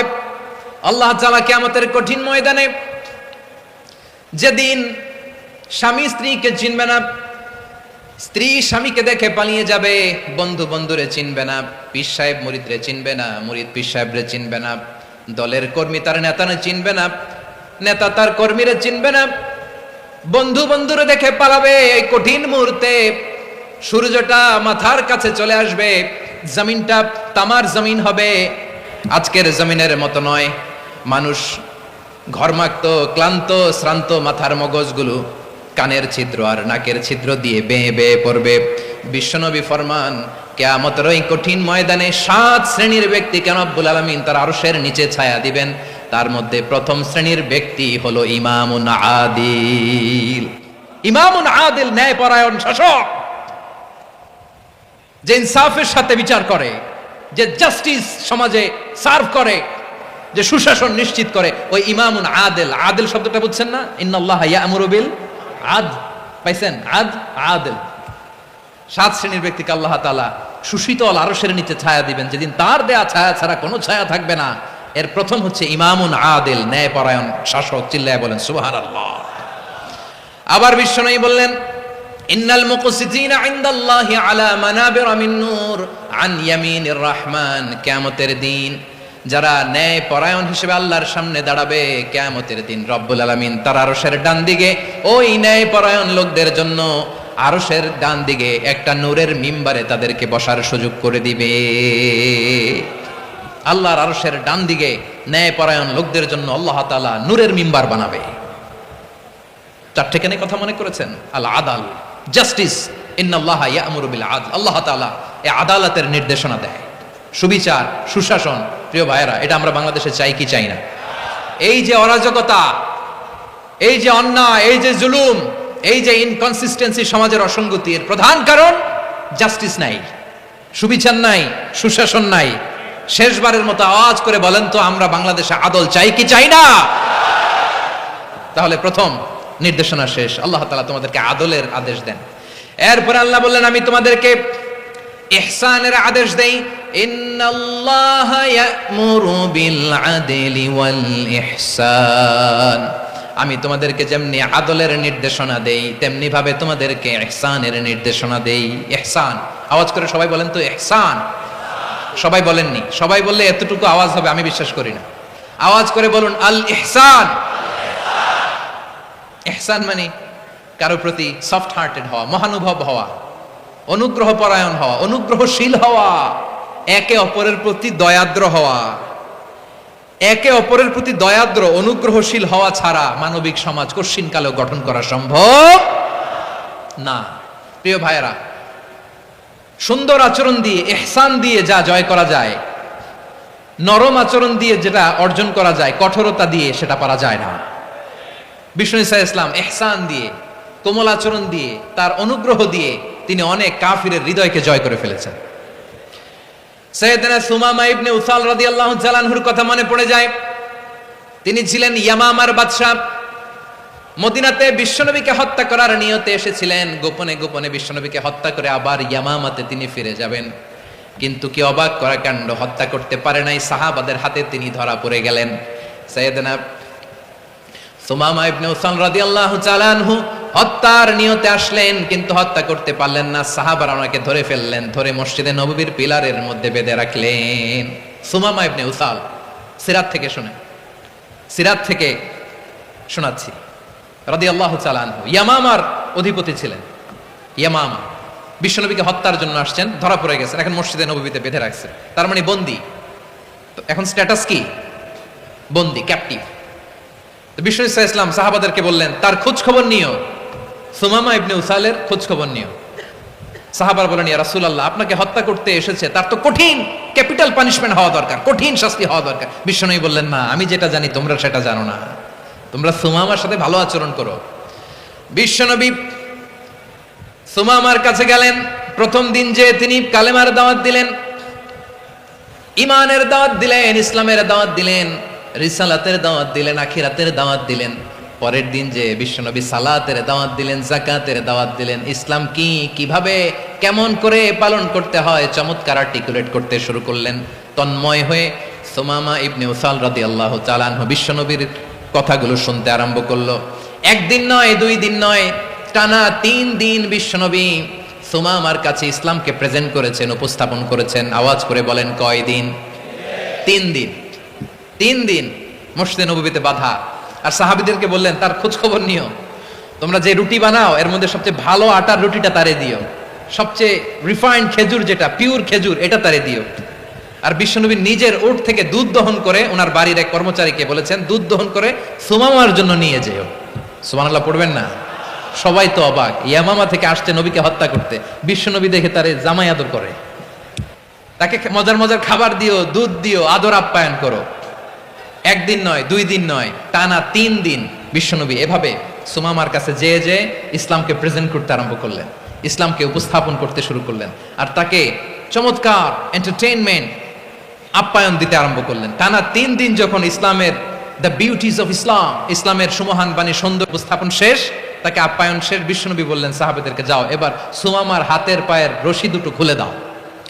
সাহাবারা বললেন, ইয়া রাসূলুল্লাহ, কি বলেন আপনি? ও তো হত্যাকারী, সুযোগ পায় নাই, আপনারে মারতে পারে নাই, ছেড়ে দিলে আবারও আপনার উপর তলোয়ার নিয়ে ঝাঁপিয়ে পড়বে। নবী, এই সিদ্ধান্ত আপনি নিতে যাবেন না। বিশ্বনবী বললেন, যেটা বলেছি সেটা করো, সুমামার রশিগুলো ছেড়ে দাও, সুমামার হাতে পায়ের রশিগুলো যে তোমরা খুলে দাও। সাহাবারা তর্ক জুড়ে দিলেন, লা ইয়া রাসূলুল্লাহ, এমনটা করবেন না, তো ভয়ঙ্কর ভয়ঙ্কর খুনি, কি জানি কি হয়ে যায়। বিশ্বনবী বললেন, না, তার হাতে পায়ের রশিগুলো খুলে দাও। সাহাবারা বিশ্বনবীর কথা মতো তার হাতে পায়ের রশিগুলো খুলে দিল। সুমামা মুহূর্তের মধ্যে মসজিদে নববী থেকে বের হয়ে ইয়ামামায় ফিরে না যে মসজিদে নববীর পাশে একটা খেজুর বাগান ছিল, সেখানে চলে গেলেন। সেখানে একটা ছোট্ট কুয়া ছিল, কুয়ার পানি দিয়ে তিনি গোসল করলেন। সুবহানাল্লাহ পড়েন। কুয়ার পানি দিয়ে গোসল করে মসজিদে নববীর সামনে এসে বিশ্বনবী এবং সাহাবাদের সামনে দাঁড়িয়ে সাব্বাবা উঁচু করে বললেন, আশহাদু আল্লা ইলাহা ইল্লাল্লাহ ওয়া আশহাদু আন্না মুহাম্মাদান আবদুহু ওয়া রাসূলুহু। আল্লাহু আকবার। আমি সাক্ষ্য দিচ্ছি আল্লাহ ছাড়া কোনো ইলাহ নাই, আর মুহাম্মদ আল্লাহ তাআলার প্রেরিত বান্দা এবং রাসূল। প্রিয় ভাইরা, ইহসান দিয়ে যা জয় করা যায়, কঠোরতা দিয়ে সেটা কঠিনকালেও জয় করা যায় না। আওয়াজ করে বলেন ঠিক কি না? এবার সুমামা দাঁড়িয়ে বলে, ওগো নবী, আমি তো কালিমা পড়ে মুসলমান হয়ে গেলাম, এবার শোনেন, এই মুহূর্তের আগে আপনার চেহারার চাইতে নিকৃষ্ট কোনো চেহারা আমার কাছে ছিল না, কিন্তু শাহাদা পাঠ করার পরে আপনার চেহারার চাইতে উত্তম শ্রেষ্ঠ কোনো চেহারা আমার কাছে আর নাই। ও নবী, আজকের দিনের আগে ইসলাম ধর্মের চেয়ে নিকৃষ্ট অপছন্দনীয় কোনো ধর্ম আমার কাছে ছিল না, কিন্তু এই মুহূর্ত থেকে ইসলামের চেয়ে সেরা শ্রেষ্ঠ পছন্দনীয় কোনো ধর্ম আমার কাছে নাই। নবী গো, আজকের দিনের আগে মদিনার চাইতে অপছন্দনীয় নিকৃষ্ট কোনো শহর আমার কাছে ছিল না, কিন্তু এই মুহূর্তের পর থেকে মদিনার চাইতে কোনো শ্রেষ্ঠ শহর আমার জানা নাই। সে ছিল গমের বড় ডিলার, গম বেচতো। কি বেচতো? তার গম কিনে মক্কার লোকেরা রুটি খাইতো। সে ঘোষণা দিল, আজকে থেকে মক্কাবাসীদের জন্য সব গম আমি হারাম করে দিলাম, মক্কাবাসী এখন না খেয়ে মরে। সুবহানাল্লাহ পড়বেন না? মক্কাবাসী বিশ্বনবীর কাছে আসলেন, এসে বললেন, মুহাম্মদ, আমরা তো তোমার ভাই, তোমার চাচা, তোমার ভাতিজা, তোমার আত্মীয়, তুমি সুমামারে বলো সে যেন আবার গমের সাপ্লাই মক্কার জন্য অনুমতি দিয়ে দেয়। বিশ্বনবীর অনুমতি ক্রমে সুমামা আবার মক্কাতে গম পাঠাতে শুরু করলো। পড়েন সুবহানাল্লাহ। ইহসান, ইহসান দিয়ে আপনি যেটা জয় করতে পারবেন, you can win the heart of your enemies. ইহসান দিয়ে আপনি আপনার শত্রুর হৃদয়কে জয় করতে পারবেন। আওয়াজ করে বলেন ঠিক কি না? এজন্য আল্লাহ বললেন, ওয়া আনফিকু ফি সাবিলিল্লাহি ওয়া লা তুলকু বিআইদিকুম ইলাত তাহলুকা ওয়া আহসিনু ইন্নাল্লাহা ইউহিব্বুল মুহসিনিন। তোমরা আল্লাহর রাস্তায় দান করবে আর নিজেরা নিজেদেরকে ধ্বংসের হাতে ঠেলে দিও না। তোমরা একে অপরের প্রতি ইহসান করবে, কারণ ইহসানকারীদেরকে আল্লাহ বড্ড ভালোবাসেন। সুবহানাল্লাহ পড়েন। আবার সূরা রহমানে আল্লাহ বললেন, হাল জাযাউল ইহসানি ইল্লাল ইহসান ফাবিআইয়ি আলা, সবাই পড়েন, ফাবিআইয়ি আলাই রাব্বিকুমা তুকাযযিবান। ইহসানের প্রতিদান হিসেবে ইহসানি হয়। বিশ্বনবী সুমামার প্রতি যেমন ইহসান করেছেন, সুমামাও ঠিক তেমন ইহসান ফিরিয়ে দিয়েছে। ঠিক কিনা বলেন? তাহলে 1 নম্বরে হচ্ছে আদ, ন্যায় বিচার। 2 নম্বরে সবাই বলেন ইহসান, সদাচরণ। ইহসান 2 ধরনের প্রিয় ভাইরা, ইহসান ফিল ইবাদা, ইহসান ফিল মুআমালা। ইহসান ফিল ইবাদা হচ্ছে একাগ্র অনুভবে ইবাদতে ডুব দেওয়া, এর নাম ইবাদতের ইহসান। সুবহানাল্লাহ পড়ে। বিশ্বনবী বলেন ইহসান মানে কি জানো নাকি? হাদিসে জিবরিলে সাইয়েদনা জিবরিল আলাইহিস সালাম বিশ্বনবীকে বললেন, আখবিরনি আনিল ইহসান। নবী আমাদেরকে বলেন ইহসান মানে কি? বিশ্বনবী বললেন, আনতা আবুদাল্লাহা কাআন্নাকা তারাহু ফাইন লাম তাকুন তারাহু ফাইন্নাহু ইয়ারাক। ইহসান মানে হলো এমন ভাবে তুমি আল্লাহর সামনে নিজেকে উজাড় করে ইবাদত করবে, তুমি ভাববে তুমি আল্লাহকে দেখতে পাচ্ছ, আর এটা যদি ভাবা তোমার জন্য কঠিন হয়ে যায়, অন্তত এতটুকু তুমি ভাববা যে আল্লাহ তোমাকে দেখতে পাচ্ছেন। ঠিক কিনা বলেন? ও আমার বীর চট্টলার ভাইয়েরা, কেউ যেটা দেখে না সেটা দেখে কে? এই বিশ্বাস হৃদয়ের মধ্যে আছে? নামাজে যখন দাঁড়ান এই ফিলিংসটা আনা যাবে? হ্যাঁ, এশার সালাত তো এখনো হয় নাই না? আলোচনা শেষে এশার সালাত এখানে অনুষ্ঠিত হবে, তাই না? আচ্ছা বলুন তো, আমরা এশার সালাত পর্যন্ত বেঁচে থাকবো এই গ্যারান্টি আছে কার কার? হাত তোলেন। কয়েকজন হাত তুলছে পেছনে, না বুঝে তুলে ফেলছে। এশা পর্যন্ত যে আমরা হায়াত পাবো কোনো গ্যারান্টি আছে? সবাই আওয়াজ করে বলেন, গ্যারান্টি আছে? গ্যারান্টি নাই। এই জন্য বিষ্ণু ইসলাম বলেছে, এমন ভাবে নামাজে দাঁড়াও, ইবাদত করো, মনে করো হতে পারে এটাই আমার জীবনের শেষ নামাজ। পারফর্ম দ্য সালাহ as if this is your last and final prayer. এমন ভাবে সালাতে দাঁড়াও, ভাবো হতে পারে এটাই তোমার জীবনের শেষ নামাজ। এমন ভাবে নামাজে দাঁড়াও, ভাবো এটাই শেষ নামাজ। তাহলে নামাজে একাগ্রতা বাড়ায় দিবে কে? ফলে ইবাদতের ইহসান আমাদের অর্জিত হবে। আর মুআমালাতে ইহসান হলো, বিশ্বনবী বলেন, ইন্নাল্লাহা তাবারাকা ওয়া তাআলা কাতাবাল ইহসানা আলা কুল্লি শাই, ফাইদা কাতালতুম ফাআহসিনুল কিতলা ওয়া ইযা যাবাহতুম ফাআহসিনুয যাবহা ওয়ালিয়ুহিদ্দা আহাদুকুম শাফরাতাহু ওয়ালিয়ুরিহ যাবিহাতাহু। ইহসান দুই ধরনের, আওয়াজ করে বলতে হবে। কয় ধরনের? সবাই বলুন আওয়াজ করে, কয় ধরনের? একটা হচ্ছে ইহসান ফিল ইবাদা, ইবাদতে ইহসান। ইবাদতে ইহসান কি? একাগ্র অনুভব দিয়ে ইবাদত করা, মন প্রাণ দিয়ে ইবাদত করা। আর মুআমালাতে ইহসান কি? সব কাজে, দৈনন্দিন কাজে, কর্মে, সামাজিক অ্যাক্টিভিটিতে কোমলতা প্রদর্শন করা, অনুগ্রহের সাথে সবকিছু করা। আল্লাহ তাআলা ইন্নাল্লাহা তাবারাকা ওয়া তাআলা কাতাবাল ইহসান আলা কুল্লি শাই, তিনি সব কিছুর ব্যাপারে ইহসানকে আবশ্যক করেছেন। সবকিছুতে মুমিনের সব কাজে ইহসানের পরশ থাকবে। ওয়া ইযা কাতালতুম ফাহসিনুল কিতলা, বিশ্বনবী বলেন, তুমি যখন কাউকে হত্যা করো ইহসানের সাথে করো। সুবহানাল্লাহ পড়বেন না? যখন হত্যা করো তখনও ইহসানের সাথে। আচ্ছা হত্যা করবো, আবার ইহসান আসবে করতে করে, তো মেরেই ফেলবো আমি। আল্লাহ, ও ভাই একজন খুন করেছে, খুনি, রাষ্ট্রীয় আইনে তার শাস্তি হয়েছে ডেথ পেনাল্টি, মৃত্যুদণ্ড। এখন মৃত্যুদণ্ড দেখে আপনি যেমনি মন চায় তেমনি মারবেন লোকটারে? ওর নাক কেটে ফেলতে পারবেন? ওর কান কাটতে পারবেন? ওর চোখ উপড়ে ফেলতে পারবেন আপনি? যেমন মন চায় তার অঙ্গহানি করা যাবে না। ইহসানের সাথে তাকে হত্যা করো। সুবহানাল্লাহ, this is Islam, this is the true essence of Islam. ওয়া ইযা যাবাহতুম ফাহসিনুয যাবহা, যখন জবাই করবে তখনও ইহসানের সাথে জবাই করো। করব জবাই, ওইখানেও নাকি ইহসান। আচ্ছা কুরবানির দিন আমরা পশুগুলোরে কি করি বলেন সবাই আওয়াজ করে? জবাই। জবাই মানে তো এটার মেরেই ফেলতেছি, একটু পরে তো টুকরো টুকরো করে গোশতগুলো খাবো, এটা তো খাবো, এটা তো মেরেই ফেলবে। বিষ্ণু বলে না, জবাইয়ের মধ্যেও মুমিনের জবের ভেতরেও ইহসানের পরশ থাকা চাই। যখন জবাই করবে প্রাণীটাকে হাত পা টাইট করে বেঁধে নাও, ছুরিটাকে শার্পেন করে নাও, ধারালো করে নাও, যাতে অল্প সময়ে জবাইটা হয়ে যায়, প্রাণীটা যাতে কম কষ্ট পায়। সুবহানাল্লাহ পড়ে। দিস ইজ কল্ড ইহসান। ইহসান, আল্লাহ তাআলা যেমনি আদলের আদেশ করেছেন, ন্যায় বিচার, জাস্টিস এনশিওর করতে বলেছেন, সমাজে ইহসানের ব্যবহার, ইহসানের অনুশীলন তিনি করতে বলেছেন। এজন্য মুমিনের প্রতিটি কাজে, আমার চট্টগ্রামের ভাইরা আমার দিকে তাকান, খেয়াল করে শুনুন, মুমিন জীবনের প্রতিটি কাজে ইহসানের পরশ থাকা চাই। আমরা যেন আমাদের পরিবারের প্রতি ইহসান করি, আমরা যেন আমাদের কর্মচারীদের প্রতি ইহসান করি, আমরা যেন আমাদের কলিগদের প্রতি ইহসান করি, আমরা যেন আমাদের ভাইদের প্রতি ইহসান করি। মুমিন জীবনের প্রতি কাজে ইহসানের পরশ থাকার দরকার আছে না নাই? কথা বুঝতে পেরেছেন? তাহলে আল্লাহ তাআলার তিনটা আদেশ ছিল, কয়টা গেল? ভুলে গেছে? ভুলে গেছে চট্টগ্রাম? তিনটা আদেশের মধ্যে কয়টা বললাম? প্রথমে কি ছিল? আদল। 2 নম্বরে? 3 নম্বরে রব্বুল আলামিন বললেন, ওয়া ইতাইদিল কুরবা, নিকটাত্মীয়দেরকে দান করো। নিকট আত্মীয়দেরকে দাও, যারা তোমাদের ব্লাড কানেকশনের আত্মীয় তাদেরকে তোমরা দাও।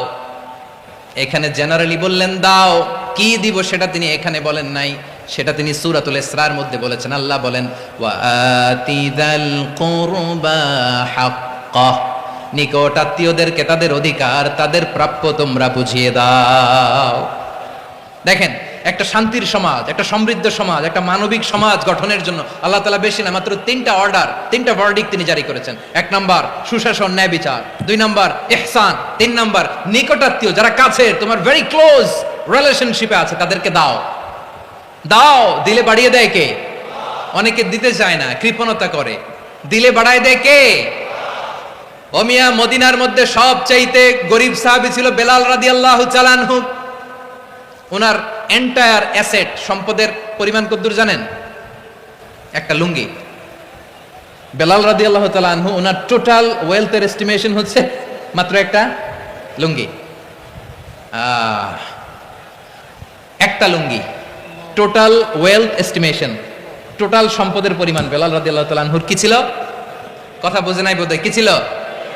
ওই বেলাল রাদিয়াল্লাহু তাআলা আনহুকে বিষ্ণু ইসলাম বলেছেন, আনফিক ইয়া বেলাল, ও বেলাল তুমিও দাও। ওয়ালা তাখশা মিন যিল আরশি ইখলালা, আরশের অধিপতির তো কোনো ঘাটতি নাই, তুমি দিলে ওই আল্লাহ তোমারে বাড়ায় দিবে। এজন্য আমার প্রিয় ভাইয়েরা, দিলে কমে না, দিলে বাড়ে। অনেকে ধরে রাখে, নতুন কিছু নিতে পারে না, হাত দিয়ে যেটা ধরে রেখেছেন এটা দিয়ে দেন, বড় একটা ধরার সুযোগ পাবেন। জোরে বলেন ঠিক কিনা? ধরেন 5 কেজি ওজনের একটা ধরে রাখছেন, এখন 10, এটা না আসলে 10 কেজি ধরতে পারবেন আপনি? আচ্ছা, 10 কেজির জিনিস একটা আছে হাতে, ওইটা যদি ছেড়ে দেন তাহলেই না 15 কেজি ধরতে পারবেন। কথা বলেন ঠিক কিনা? তাহলে দিলে বাড়িয়ে দেয় কে? রব্বুল আলামিন বললেন 3 নাম্বার আদেশ হলো তোমাদের প্রতি, সমাজটারে কেমন করে মানবিক সমাজ, সুন্দর সমাজ গড়বা। 3 নাম্বার আদেশ হলো ওয়াতিদাল কুরবা হাক্কা, নিকটাত্মীয়দেরকে তাদের প্রাপ্য বুঝিয়ে দাও। এই নিকটাত্মীয়দেরকে তাদের অধিকার বুঝিয়ে দেওয়া, প্রাপ্য বুঝিয়ে দেওয়াতে আমাদের গাফলতি আছে না নাই? চট্টগ্রামে নাই? মাশাআল্লাহ আছে, আছে। অনেকে দেখবেন অনেক আল্লাহওয়ালা, তাহাজ্জুদ গুজার, সেজদা দিতে দিতে কপালে কালো দাগ ফেলে দিছে, সে তার বোনের হকটা আদায় করে নাই। আছে না নাই? হ্যাঁ, এখানেও আছে। সর্বনাশ। অনেক বড় হাজী সাহেব, বিশাল লম্বা দাড়ি, ছেলেরে সব দিয়ে দিছে, মেয়েরে কিছু দেয় নাই, মেয়ের হক আদায় করে নাই। আছে না নাই? এই হাজী সাহেবেরা, এই আল্লাহওয়ালারা কিয়ামতের ময়দানে আটকে যাবে। আপনি অন্যের অধিকার নষ্ট করেছেন, তাদের রাইটসকে ভায়োলেট করেছেন। এজন্য আল্লাহ তাআলা বলেন, কারো অধিকার যদি কেউ নষ্ট করে, ওই সমাজটা মানবিক সমাজ কঠিনকালেও হতে পারে না। এজন্য 3 নম্বর আল্লাহ বললেন ওয়া ইতা ইদিল কুরবা, নিকটাত্মীয়দেরকে দাও। কি দিবা? তাদের অধিকার দিয়ে দাও। বোনের অধিকার বুঝিয়ে দাও, মেয়ের অধিকার বুঝিয়ে দাও, ফুফুর অধিকার বুঝিয়ে দাও। দেখবেন অনেক মায়েরা ছেলের পাতে মুরগির রান দেয়, মেয়ের পাতে দেয় মুরগির ঠ্যাং। এরকম আছে না নাই? ছেলেরা কি দেয়? মুরগির। মেয়ের পাতে কি দেয়? তো মেয়ের কি মুরগির রান খেতে মনে চায় না? মনে চায় না? এমনটা করা যাবে না। নিকটাত্মীয়দেরকে অধিকার দিয়ে দাও, নিকটাত্মীয়ের সাথে সুসম্পর্ক রাখো। আদেশটা কার? এজন্য প্রিয় ভাইয়েরা, জীবনে যদি বারাকা অর্জন করতে চান, নিকটাত্মীয়দের সাথে সুসম্পর্ক রাখতে হবে, তাদের জন্য উপহার পাঠাতে হবে। বিশ্বনবী বলেন লা ইয়াদখুলুল জান্নাতা কাতে, যে ব্যক্তি আত্মীয়তার সম্পর্ককে ছিন্ন করে দেয়, সে কঠিন কালেও আল্লাহর জান্নাতে ঢুকবে না। আপনি কি এটারে সহজ হাদিস মনে করছেন? এটা সহজ কথা? আপনি ভাবছেন আপনার নামাজ আপনারে বাঁচাতে পারবে, আপনার রোজা বাঁচাতে পারবে, আপনার তাহাজ্জুদ আপনারে বাঁচাতে পারবে? অধিকার নষ্ট করলে কিছুই আপনারে বাঁচাতে পারবে না। এজন্য নিকট আত্মীয়দেরকে দিতে হবে বেশি বেশি। বিশ্বনবী বলেন ইন্না সাদাকাতা আলাল মিসকিনি সাদাকা ওয়া আলা যির রাহিমি ইসনাতান সাদাকাতুন ওয়া সিলা। মিসকিনরে দান করলে শুধু দানের সওয়াব হয়, নিকট আত্মীয়কে দান করলে 2টার সওয়াব হয়, সাদাকার সওয়াব হয়, আবার আত্মীয়তার বন্ধন অটুট রাখার সওয়াব হয়ে যায়। আবার বিশ্বনবী বললেন মান সাররাহু আইয়ুবসাতা লাহু ফি রিজকিহি ওয়া ইউনসা লাহু ফি আসারিহি ফালইয়াসিল রাহিমা। যে ব্যক্তি তার রিজিকের প্রশস্ততা চায় আর হায়াতে বরকত চায়, সে যেন তার আত্মীয়ের সাথে সুসম্পর্ক রাখে। আমার প্রিয় চট্টলার ভাইয়েরা, আমাদের রিজিক বাড়ুক, এটা আমরা চাই কি চাই না? সবাই চান? হ্যাঁ, আমাদের রিজিকে প্রশস্ততা আসুক, চাই কি চাই না? আমাদের হায়াতে বরকত আসুক, আমরা চাই কি চাই না? এই 2টা যদি চান, তাহলে নিকটাত্মীয়দের সাথে সুসম্পর্ক রাখবেন। পারবেন? তাহলে সমাজটারে মানবিক সমাজ বানায় দিবে কে? 3টা আদেশ চলে গেল। কয়টা? আওয়াজ করে বলেন। 1 নম্বরে কি ছিল? 2 নম্বরে, 3 নম্বরে নিকটাত্মীয়দেরকে দান। আপনাদেরকে আরো শোনার আগ্রহ আছে? আপনাদের মনোযোগ আছে না গেছে? কষ্ট হচ্ছে না? আল্লাহ তাআলা 3টা জিনিসের যেমনি আদেশ করেছেন, অনুরূপভাবে 3টা বিষয়ে তিনি বারণ করেছেন, নিষেধ করেছেন। ওগুলোর কাছেও যাওয়া যাবে। শুনবেন শুনবেন। রাব্বুল আলামিন বলেন ওয়ায়ানহা আনিল ফাহশাই ওয়াল মুনকারি ওয়াল বাগি আমি যেমনি 3টি বিষয়ে আদেশ করলাম, অনুরূপভাবে 3টি বিষয়ে বারণ করলাম, নিষেধ করলাম। আমার 1 নাম্বার নিষেধাজ্ঞা হলো অশ্লীলতার প্রতি। ফাহশা ওয়া ইয়ানহা আনিল ফাহশা, আল্লাহ তাআলা অশ্লীলতাকে নিষেধ করেছেন।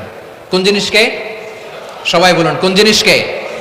যত ধরনের, যত টাইপের, যত ক্যাটাগরির অশ্লীলতা হতে পারে সব অশ্লীলতাকে হারাম করেছেন কে? ফাহশা মানে কি?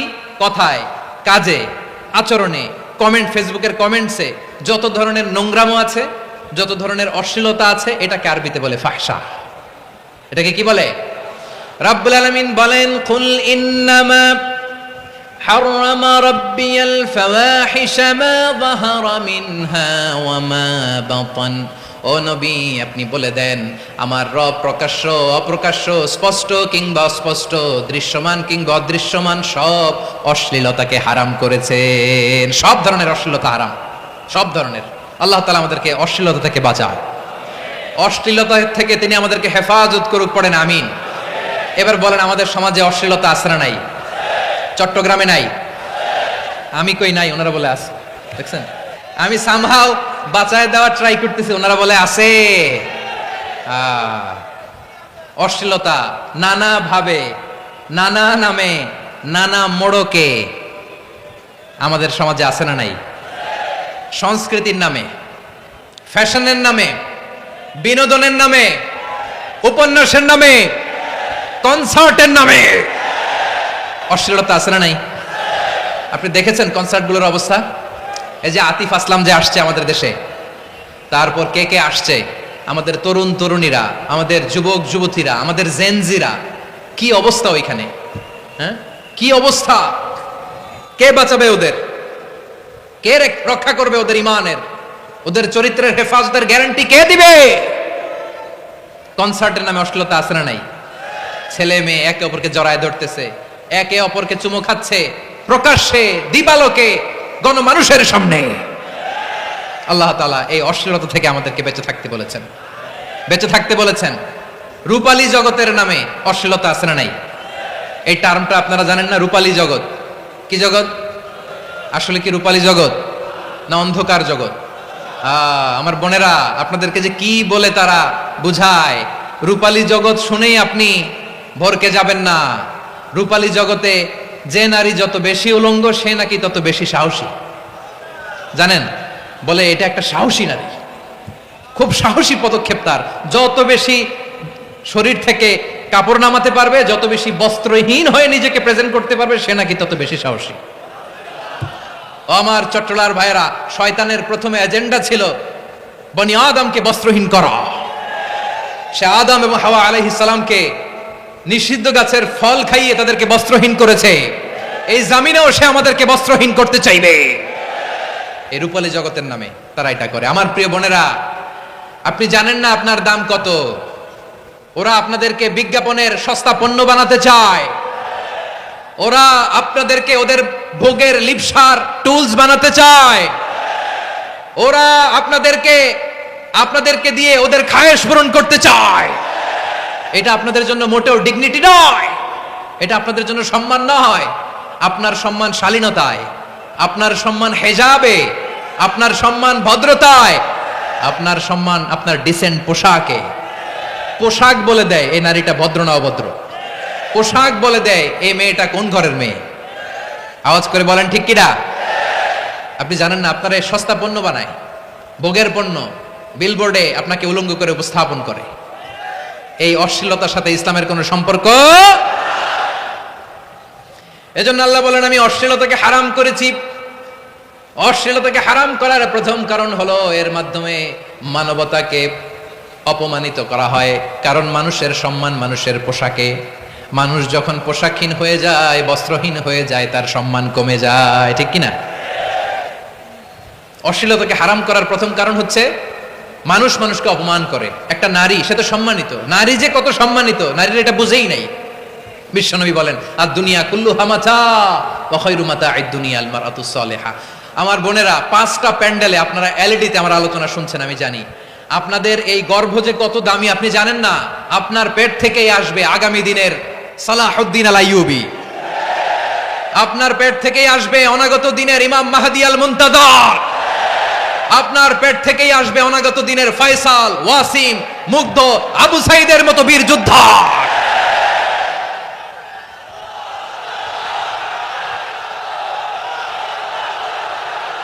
আমার প্রিয় বোনেরা, আমার প্রিয় বোনেরা, বিশ্বনবীর কথার ওজন খেয়াল করেন। আর দুনিয়া কুল্লুহা মাতা ওয়া খায়রু মাতা'আদ দুনিয়াল মারআতু সালিহা। দুনিয়ার সবকিছুই অ্যাসেট, এর মধ্যে সবচেয়ে দামি অ্যাসেট নেককার নারী। আপনার গর্ভ যে কত দামি আপনি জানেন না। নিজের সময়টাকে কাজে লাগান, কোরআন পড়েন, সুন্নাহ পড়েন। আপনার অনেক দায়িত্ব ঘরে। You are the MD of your family. একটা family it's a very big institution. পরিবার একটা অনেক বড় প্রতিষ্ঠান। and you are the MD of your institution. আপনি এই পরিবারের MD, managing director of your family. এখানে আপনার কত দায়িত্ব। আপনি ছেলেমেয়েদেরকে তারবিয়া করবেন, আপনি আপনার স্বামীর জন্য ঘরটারে জান্নাতের নীর বানাবেন, আপনার জন্য জান্নাতের ডুপ্লেক্স বাড়ি ওইখানে তৈরি করে রাখবে কে? আপনি যে কত দামি আপনি জানেন না। নারীদেরকে আল্লাহ বানিয়েছেন উচ্চতর করে, নিম্নতর নয়। নারীদেরকে ছোট্ট জিনিস দিলে এটার বড় করে দেয়। নারীদেরকে ভ্রূণ দিলে, শুক্রাণু দিলে নারী এটারে বাচ্চা হিসেবে উপহার দেয়, ঠিক কিনা? বিয়ের মাধ্যমে স্বামী যখন তার শুক্রাণু তার স্ত্রীকে উপহার দেয়, স্ত্রী রিটার্নে কি উপহার দেয়? ফুল ফর্ম বেবি, মানব সন্তান। দেখছেন, আপনি দিলেন একটুকুনি, দিছে বিশাল। আপনি যদি নারীকে বাজার এনে দেন, নারী এটাকে সুস্বাদু খাবারে রূপান্তর করে দেয়। আপনি তাকে একটা মুচকি হাসি দিয়ে দেন, সে তার কলিজা দিয়ে দেয়। কিন্তু যদি আপনি তার মনে কষ্ট দেন, সে আপনার জীবনকে জাহান্নাম বানায়া দেয়। খবর আছে, নারীর মন বুঝতে পারলে নেয়ামত, বুঝতে না পারলে কিয়ামত, ঠিক কিনা বলেন? আমার প্রিয় বোনেরা, আপনি যে কত দামি আপনি জানেন না। আপনাদেরকে যেন ভোগের সস্তা পণ্য বানাতে না পারে, আপনাদেরকে সচেতন থাকতে হবে, সজাগ থাকতে হবে, কনসার্ন থাকতে হবে। শয়তানের ওই হাতছানির দিকে আর নজর দেওয়া যাবে না। তাহলে কেন আল্লাহ তাআলা এই ফাহশা অশ্লীলতাকে হারাম করলেন? এক নাম্বার, এতে হিউম্যান ডিগনিটি কমে। দুই নাম্বার, এতে মানুষের অধিকার নষ্ট হয়। আপনি বিয়ে করেছেন এরে, পরকিয়া করেন ওর সাথে, এরকম আছে না নাই? স্ত্রীর অধিকার নষ্ট করেছেন। আপনি বিবাহ সম্পর্কে আবদ্ধ হয়েছেন তার সাথে, আপনি পরকিয়া করেন ওই ছেলের সাথে, আপনি আপনার হাজবেন্ডের সাথে বিট্রে করেছেন। এজন্য আল্লাহ অশ্লীলতাকে হারাম করেছেন। অশ্লীলতাকে হারাম করার আরেকটা কারণ হচ্ছে আল্লাহ তাআলা এই হিউম্যান জেনারেশনকে এটাকে প্রিজার্ভ করতে চায়। হিফজুন নাসল, এটা মাকাসিদুশ শরিয়ার অনেক গুরুত্বপূর্ণ একটা মাকাসিদ, অনেক গুরুত্বপূর্ণ। আপনার নাসাল, আপনার জেনারেশনকে সংরক্ষণ করা। এই যে আসতেছে ফেব্রুয়ারি, কত ফেব্রুয়ারি জানো? এটা কি বিশ্ব ভালোবাসা দিবস? হ্যাঁ, কি দিবস?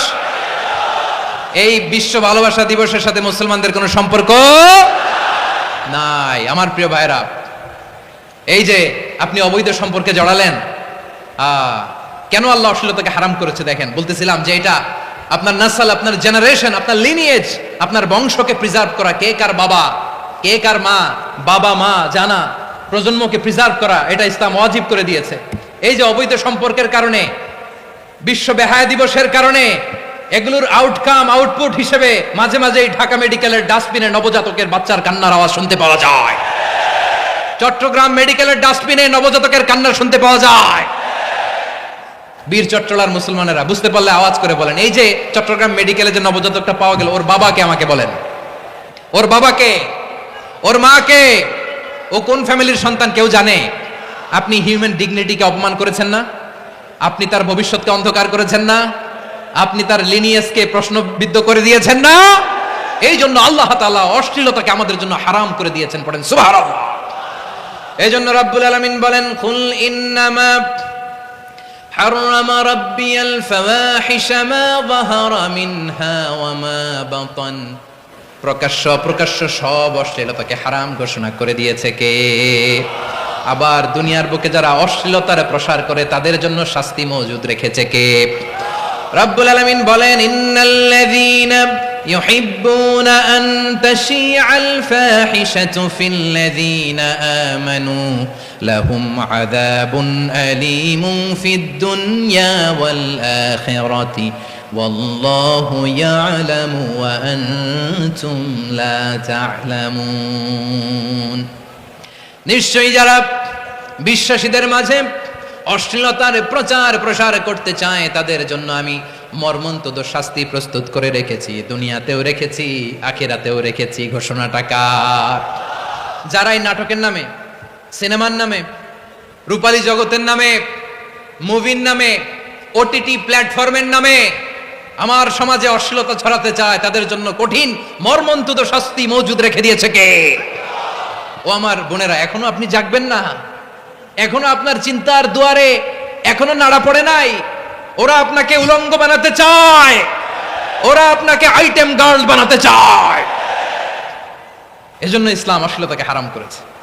হারাম। ইসলাম বলেছে যোজন যোজন দূরে থাকো, ওরা বলে না কাছে আসো, কাছে আসার গল্প, ক্লোজ আপ ওয়ান, কাছে আসার গল্প আছে না নাই? চট্টগ্রামে তো এগুলো নাই মাশাআল্লাহ। হ্যাঁ, এখানেও আছে ক্লোজ আপ ওয়ান, কাছে আসার গল্প। আল্লাহ বলেন ওয়ালা তাকরাবুজ জিনা, কাছেও এসো না, জিনা থেকে যোজন যোজন কিলো দূরে থাকো, ওরা বলে কাছে আসার গল্প। আমার বীর চট্টলার ভাইয়েরা, কাছে আসতে হলে আমরা কোরআনের কাছে আসব, কাছে আসতে হলে নবীর কাছে আসব, কাছে আসার গল্প হবে আমার রবের কাছে আসার গল্প। চিল্লায় বলো ঠিক কিনা?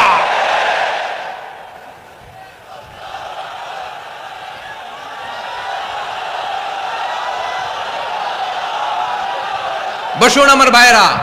তাহলে অশ্লীলতার সাথে আমাদের কোনো সম্পর্ক? সবাই বলতে পারেননি, আওয়াজ করে বলুন, অশ্লীলতার সাথে আমাদের কোনো সম্পর্ক? আমরা এই সমস্ত ক্লোজ আপ ওয়ান, কাছে আসার গল্পের প্রোগ্রামে যাব? আমরা কোন ধরনের অশ্লীল কন্টেন্ট সোশ্যাল মিডিয়ায়, টিভিতে দেখব? রব্বুল আলামিন বলেন ওয়ায়ানহা আনিল ফাহশাই ওয়াল মুনকারি ওয়াল বাগি, তিনটা জিনিসকে আমি নিষিদ্ধ করলাম। এক নাম্বার হলো ফাহশা, অশ্লীলতা। দুই নম্বরে হলো মুনকারের সমস্ত মন্দ কাজ। আপনাদের মনোযোগ আছে না? শেষ করে দিব? আর 2-1 মিনিট শুনবেন? আচ্ছা বলি তাহলে, আর 2-1 মিনিট। তাহলে নিষেধাজ্ঞা জারি করেছেন তিনটা জিনিসের উপর। এক নাম্বার কি? ফাহশা, অশ্লীলতা। দুই নাম্বার মুনকার, মানে হচ্ছে যত মন্দ কাজ, খারাপ কাজ, বাজে কাজ, এটার বলে মুনকার। এটার কি বলে? আপনারা পড়ছেন না, তা'মুরুনা বিল মা'রুফি ওয়া তানহাউনা আনিল মুনকার। ভালো কাজের আদেশ, সৎ কাজের আদেশ, অসৎ কাজের নিষেধ। মুনকার, মুনকার হচ্ছে মানুষের স্বাভাবিক বিবেকবোধ যেটাকে খারাপ বলে, ওইটাই মুনকার। পৃথিবীর সব আসমানি গ্রন্থ যেটাকে খারাপ বলেছে, মানুষের স্বাভাবিক বিবেকবোধ যেটাকে খারাপ বলেছে, এগুলো সব মুনকার। যেমন ইফটিজিং, এটা কি ভালো না খারাপ? মজুদদারি, খাদ্যে ভেজাল দেওয়া, ওজনে কম দেওয়া, মাছে ফরমালিন মিশানো, চাঁদাবাজি, টেন্ডারবাজি, দখলবাজি, এগুলো আমাদের স্বাভাবিক বিবেকেই বলে এগুলো খারাপ, এগুলো হচ্ছে মুনকার। আল্লাহ তাআলা এই মুনকার থেকে আমাদেরকে বেঁচে থাকতে বলেন, আর শয়তান এই মুনকারের প্রতি আমাদেরকে উদ্বুদ্ধ করে। আল্লাহ তাআলা বললেন ইয়া আইয়ুহাল্লাযীনা আমানু লা তাত্তাবিউ খুতুওয়াতিশ শাইতান ফাইন ওয়া মান ইয়াত্তাবি' খুতুওয়াতিশ শাইতানি ফাইন্নাহু ইয়া'মুরু বিল ফাহশাই ওয়াল মুনকার। আল্লাহ বললেন আমার গোলামেরা শোনো শোনো, ও আমার বিশ্বাসী বান্দারা খবরদার, তোমরা কশিনকালেও শয়তানের পদাঙ্ক অনুসরণ করবে না, কারণ শয়তান তোমাদেরকে অশ্লীলতা এবং মন্দ কাজের দিকে উদ্বুদ্ধ করে। আমাদের কাজ হচ্ছে শয়তান আমাদেরকে যেদিকে নিতে চায় আমরা তার উল্টা দিকে যাব, ঠিক কিনা বলে? শয়তান এই মন্দ কাজকে আমাদের কাছে বিউটিফাই করে, চাকচিক্যময় করে আমাদের সামনে উপস্থাপন করে। এজন্য আল্লাহ বলেন মুনকারকে থামাতে হবে, মুনকার প্রতিরোধ করতে হবে। মুনকার প্রতিরোধের দায়িত্ব শুধু আমাদের নাকি? শুধু আপনার খতিব সাহেবের, ইমাম সাহেবের, নাকি মুসলিম উম্মার সবার? আওয়াজ করে বলুন, মুনকার অসৎ কাজ প্রতিরোধের দায়িত্ব কার? রাব্বুল আলামিন বলেন কুনতুম খায়রা উম্মাতিন উখরিজাত লিন-নাসি তা'মুরুনা বিল মা'রুফি ওয়া তানহাউনা আনিল মুনকার। তোমাদেরকে শ্রেষ্ঠ জাতি করে জমিনের মধ্যে আবির্ভূত করা হয়েছে, যাতে করে তোমরা জমিনের ভেতরে সৎ কাজের আদেশ করতে পারো আর অসৎ কাজের নিষেধ করতে পারো। উম্মাহ কুনতুম খায়রা, তাহলে গোটা উম্মার দায়িত্ব, এটা বুঝতে পারছেন তো? আচ্ছা আরো নিচে আসেন। এরপরে আল্লাহ বললেন শুধু উম্মাহ না, এই জমিনের রাজত্ব আমি যাদের হাতে দেই, এই জমিনের মালিক আমি যাদেরকে বানিয়ে দেই, যাদেরকে আমি সরকারের দায়িত্ব দেই, তাদেরকেও মুনকার প্রতিরোধের দায়িত্ব দিয়েছে কে? আল্লাহ বলেন যারা ক্ষমতার মসনদে বসেছে তাদেরকে 4 দফা কর্মসূচি আমি আল্লাহ দিলাম। আওয়াজ করে বলেন কয় দফা? আল্লাহ বলেন আল্লাযীনা ইম্মাক্কান্নাহুম ফিল আরদি আকামুস সালাতা ওয়া আতাউয যাকাতা ওয়া আমারু বিল মা'রুফি ওয়া নাহাউ আনিল মুনকার ওয়ালিল্লাহি আকিবাতুল উমুর। যারা এই জমিনের উত্তরাধিকার হয়েছে তারা 4 দফা কর্মসূচি নিয়ে সামনে আগাবা। সালাত কায়েম করবা, যাকাত আদায় করবা, সৎ কাজের আদেশ দিবা, অসৎ কাজ থেকে মুনকার প্রতিরোধ করবা। আদেশটা কার? আমার প্রিয় চট্টলার ভাইরা, পুরো উম্মার দায়িত্ব মুনকার প্রতিরোধ করা, সরকার প্রধানের দায়িত্ব মুনকার প্রতিরোধ করা। এরপর আল্লাহ বলেন প্রতিটা ফ্যামিলির যিনি প্রধান সিইও বাবা, প্রত্যেক বাবারও দায়িত্ব এই মুনকার প্রতিরোধ করা। আওয়াজ করে বলেন ঠিক কিনা? যেমনটি সাইয়েদনা লুকমান আলাইহিস সালাম ওনার কলিজার টুকরা সন্তানকে আদেশ করেছেন, ইয়া বুনাইয়া আকিমিস সালাতা ওয়া'মুর বিল মা'রুফি ওয়ানহা আনিল মুনকার। পড়েন সুবহানাল্লাহ। বাবা ছেলেকে সবক দিচ্ছে। কে সবক দিচ্ছে? কাকে? লুকমান আলাইহিস সালাম ছেলেকে বলতেছে, ওরে আমার কলিজার টুকরা সন্তান, ওরে আমার বাছা, নামাজ কায়েম করবা, সৎ কাজের আদেশ দিবা, আর মুনকার প্রতিরোধ করবা, অসৎ কাজ, সমাজ থেকে খারাপ কাজকে ঝেঁটে বিদায় করে দিবা। তাহলে দেখেন আমি স্টেপ বাই স্টেপ নামলাম। পুরা উম্মার দায়িত্ব, জমিনের উত্তরাধিকারী আল্লাহ যাদেরকে বানিয়েছেন সরকার, তাদের দায়িত্ব, প্রতিটি ফ্যামিলির প্রধানের দায়িত্ব। এরপরে বিশ্বনবী বলেন সচেতন প্রতিটি মুসলিমের দায়িত্ব সমাজ থেকে মুনকারকে উৎখাত করা। বিশ্বনবী বলেছেন, মান রাআ মিনকুম মুনকারান ফালিয়ুগাইয়িরহু বিয়াদিহি فإن لم يستطع فبلسانه وإن لم يستطع فبقلبه وذلك أضعف الإيمان। সমাজে যে মুনকার দেখবে, খারাপ কাজ দেখবে, সেজন্য হাত দিয়ে সেটাকে থামায়। কি দিয়ে? আপনাদের তো হাত নাই না? হাত আছে, হাত আছে। ওরা যেই হাত দিয়ে অন্যায় করে ওটা প্রতিরোধের জন্য আমাদেরও হাত আছে না নাই? থামাতে হবে, থামাতে হবে।